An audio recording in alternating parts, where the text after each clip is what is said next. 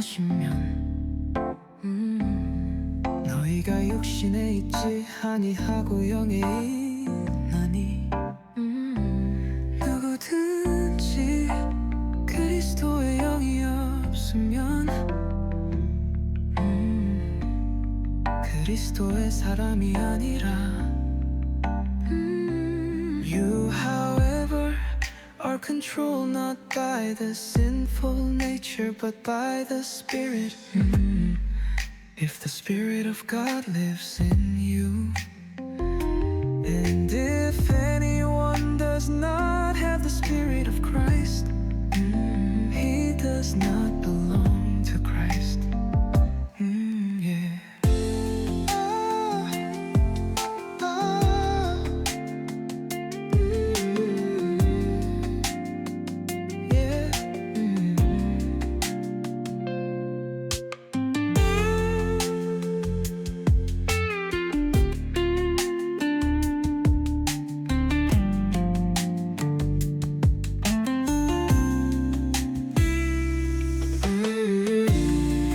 And if anyone does not have the Spirit of Christ,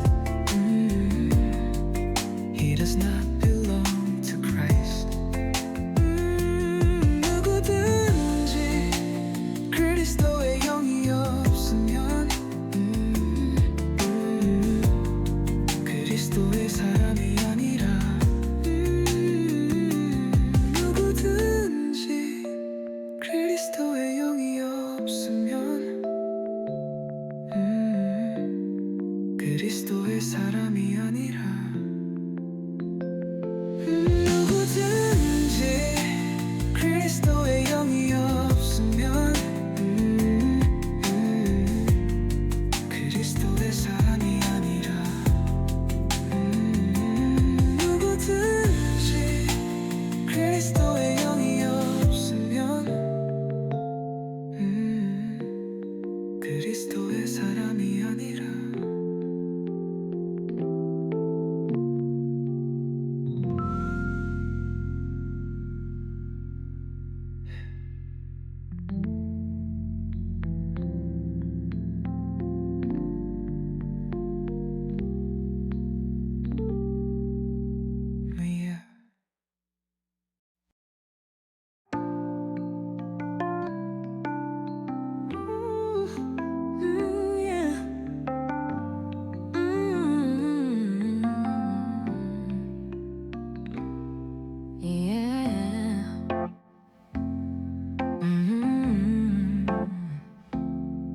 Yeah.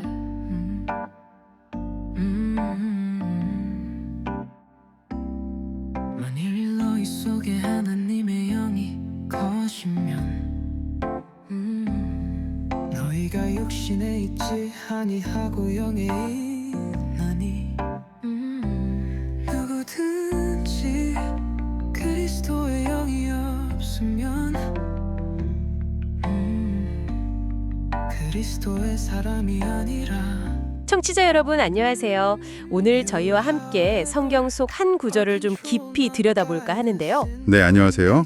로마서 8장 9절입니다. 이게 짧은데 의미는 상당히 깊은 것 같아요. 네, 맞습니다. 아주 함축적인 구절이죠. 제가 한번 읽어볼게요. 만일 너희 속에 하나님의 영이 거하시면 너희가 육신에 있지 아니하고 영에 있나니 누구든지 그리스도의 영이 없으면 그리스도의 사람이 아니라.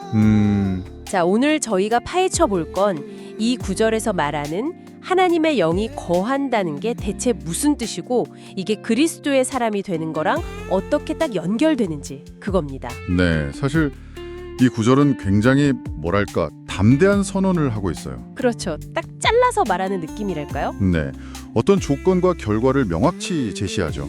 만일 너희 속에 하나님의 영이 거하시면 네, 조건. 그러면 상태가 변한다는 거예요. 너희가 육신에 있지 아니하고 영에 있다. 상태의 변화. 여기서 육신은 그냥 우리 몸뚱아리는 아닐 거 아니에요. 성경에서 좀 다른 의미로 쓰일 때가 많잖아요. 맞습니다. 아주 중요한 지적인데요. 여기서 육신, 그 원어로 사르크스라고 하는데 이건 단순한 물리적인 몸, 소마라기보다는 뭐랄까 하나님을 떠난 인간의 옛 본성, 아, 옛분성. 네, 혹은 세속적인 가치관을 따르는 삶의 원리. 좀 더 강하게 말하면 하나님께 반항하는 그런 경향성 자체를 의미할 때가 많아요. 그렇군요. 그러니까 육신에 있지 않다는 건 더 이상 그런 옛 본성의 통제 아래 있지 않다는 선언이네요. 바로 그거죠. 대신에 영에 있다는 건 성령의 인도하심, 그분의 통제 아래에 있는 완전히 새로운 삶의 영역으로 들어왔다는 뜻이고요. 이야, 이거 완전 삶의 운영 체제가 바뀌는 거네요. 예전은 육신 OS였다면 이제는 영 OS로 부팅된 느낌. 하하, 네, 비유가 아주 딱인데요. 그리고 이 구절이 거기서 멈추지 않아요. 아, 더 있어요? 네, 뒷부분이 더 중요할 수도 있어요. 누구든지 그리스도의 영이 없으면 그리스도의 사람이 아니라 이렇게 딱 못을 박아버리죠. 이거 진짜 강력한데요. 하나님의 영이라고 했다가 그리스도의 영이라고 하는데 이건 같은 걸로 봐도 되는 건가요? 네, 일반적으로 그렇게 봅니다. 삼위일체 신학 안에서 성령님은 곧 그리스도의 영이시기도 하니까요. 바울은 여기서 두 표현을 거의 동의어처럼 사용하면서 강조하는 거죠. 뭘 강조하는 걸까요? 바로 그리스도께 속한다는 것의 본질적인 표지, 그 핵심 기준이 뭐냐는 거예요. 아, 그 기준이 바로 네, 바로 그리스도의 영을 가졌느냐, 그 영이 우리 안에 거하시느냐, 즉 내주하시느냐, 이거라는 거죠. 내주, 안에 사신다는 거. 와, 그럼 이건 어떤 행위나 교회 출석 이런 걸 넘어서는 거네요. 그렇죠. 근본적인 소속과 정체성의 문제예요. 내가 뭘 하느냐 이전에 내 안에 누가 계시느냐가 먼저라는 거죠. 이게 그리스도인이 누구인가에 대한 바울의 아주 중요한 답변 중 하나입니다. 와, 그럼 정리해보면 이 구절의 핵심은 결국 우리 안에 주도권이 육신이 아니라 영에게 있고 그 영이 바로 그리스도의 영일 때 네, 그때 비로소 우리가 그리스도의 사람으로 정의된다 이런 말씀이시네요. 영의 존재 자체가 정체성을 규정하는 열쇠다. 정확합니다. 영의 내주가 곧 정체성인 셈이죠. 혹은 그리스도의 사람이라는 정체성은 뭐랄까 실제 우리 삶에서는 어떻게 나타나는 걸까요? 너무 추상적으로 들릴 수도 있을 것 같아서요. 네, 아주 좋은 질문입니다. 사실 이 구절 자체는 상태를 선언하는 거잖아요. 그쵸? 영에 있다. 그리스도의 사람이다. 이렇게. 네. 근데 그 선언된 상태가 실제 삶에서 어떻게 드러나느냐, 그 발현의 문제는 또 다른 차원이죠. 예를 들면요. 네. 예정에는 내 욕심, 내 생각, 이게 육신적인 동기잖아요. 그걸 따라 결정을 내렸다면 이제는 성령의 인도하심을 구하고 다른 사람을 위한 사랑이라든지 아니면 우리 공동체의 유익 같은 걸 먼저 생각하는 쪽으로 바뀔 수 있겠죠. 아, 선택의 기준이 달라지는 거군요. 그렇죠. 삶의 방향성이나 동기 자체가 근본적으로 바뀌는 거예요. 물론 이게 하루아침에 완벽해지는 건 아니겠죠. 계속 넘어지고 일어나고 하는 과정이겠지만 과정이겠지만 방향 자체가 다르다. 네, 지향점이 달라지는 거죠. 그래서 내 삶의 구체적인 결정들, 관계들 속에서 이 영적인 현실, 이 새로운 OS가 정말 작동하고 있는지 스스로 돌아보는 게 중요합니다. 그렇군요. 결국 로마서 8장 9절은 우리 정체성의 가장 깊은 곳을 건드리는 선언이네요. 맞습니다. 우리 안에 그리스도의 영이 사시는 것, 그 내주하시는 것, 이게 바로 우리가 더 이상 옛 본성, 육신의 노예가 아니라 새로운 영역, 영에 속해 있다는 증거고 네, 증거이자 동시에 이것이야말로 우리가 그리스도의 사람임을 규정하는 결정적인 표지다. 이런 강력한 메시지? 네, 아주 강력하죠. 이 구절은 우리에게 계속 묻는 것 같아요. 당신의 진짜 정체성은 어디에 기반하고 있습니까? 하고요. 와, 그래서 여기서 한 걸음 더 나아가서 우리가 이런 질문을 스스로에게 던져볼 수 있을 것 같아요. 어떤 질문일까요? 자, 영 안에 있다는 이 놀라운 선언이 있잖아요. 이게 여러분의 아주 구체적인 일상, 생각이나 감정, 사람들하고의 관계, 크고 작은 선택들 속에서 과연 어떤 모습으로 나타나야 할까? 아, 선언과 현실 사이의 연결이네요. 그렇죠. 혹은 어떤 모습으로 나타나기를 기대하는가? 이 선언된 현실하고 실제 내 삶 사이에 간극이 느껴진다면 그걸 어떻게 좁혀갈 수 있을까? 이런 고민들은 이 구절이 우리 각자에게 던져주는 숙제 같은 거라고 생각합니다. 와, 정말 깊이 생각해볼 문제네요.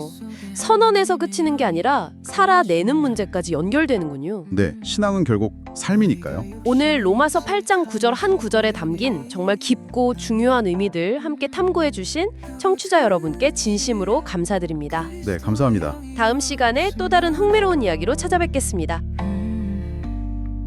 그리스도의 사람이 아니라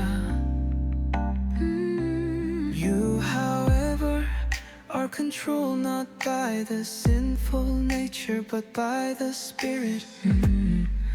If the Spirit of God lives in you, and if anyone does not have the Spirit of Christ, he does not belong to Christ. Yeah.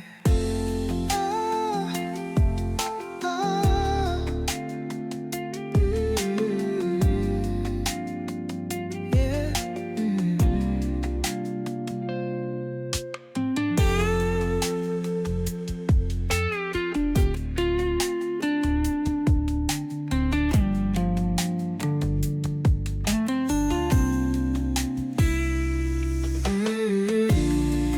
And if anyone does not have the Spirit of Christ, he does not belong to Christ. 누구든지 그리스도의 영이 없으면 그리스도의 사람이 아니라. 누구든지 그리스도의 영이 없으면 그리스도의 사람이 아니라. 누구든지 그리스도의 영이 없으면 그리스도의 사람이 아니라. 누구든지 그리스도의 영이 없으면 그리스도의 사람이 아니라.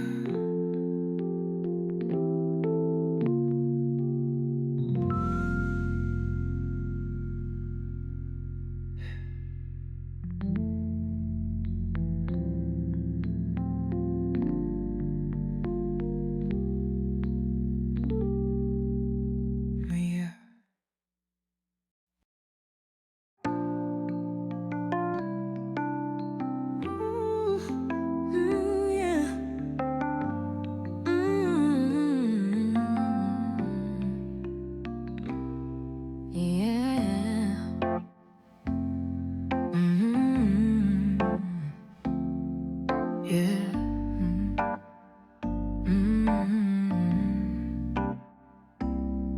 만일 너희 속에 하나님의 영이 거하시면 너희가 육신에 있지 아니하고 영에 있나니. 누구든지 그리스도의 영이 없으면 그리스도의 사람이 아니라. You, however, are controlled not by the sinful nature, but by the Spirit. If the Spirit of God lives in you, and if anyone does not have the Spirit of Christ,